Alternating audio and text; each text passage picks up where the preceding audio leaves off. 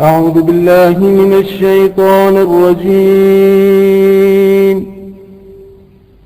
بسم الله الرحمن الرحيم. قل يا أيها الكافرون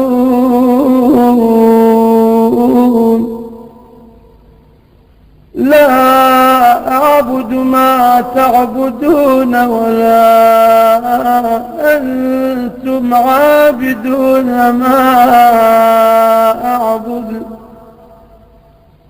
ولا أنا عابد ما عبدتم ولا أنتم عابدون ما أعبد لكم دينكم ولي دين.